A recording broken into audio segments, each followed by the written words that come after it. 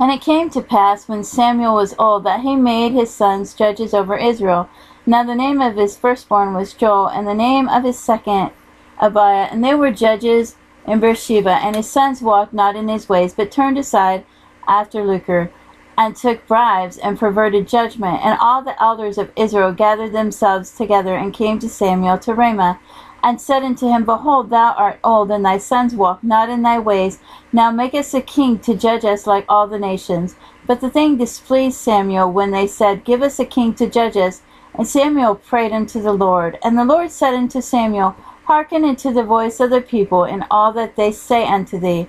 For they have not rejected thee, but they have rejected me, that I should not reign over them, according to all the works which they have done since the day that I brought them up out of Egypt, even unto this day, wherewith they have forsaken me and served other gods. So do they also unto thee.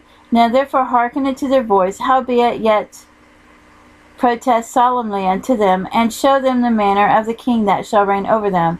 And Samuel told all the words of the Lord unto the people that asked of him a king. And he said, This will be the manner of the king that shall reign over you.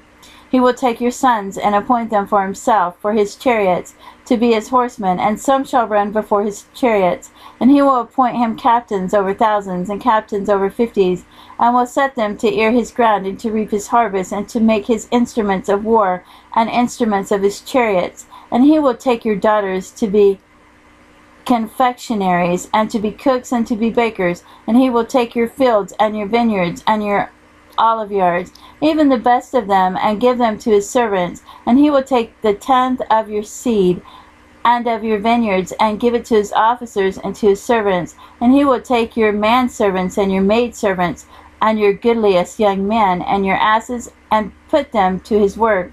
He will take the tenth of your sheep, and ye shall be his servants. And ye shall cry out in that day because of your king, which ye shall have chosen. And the Lord will not hear you in that day.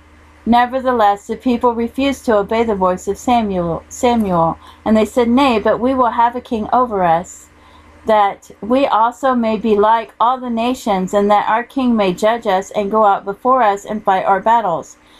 And Samuel heard all the words of the people, and he rehearsed them in the ears of the Lord. And the Lord said to Samuel, Hearken unto their voice, and make them a king. And Samuel said unto the men of Israel, Go ye every man unto his city.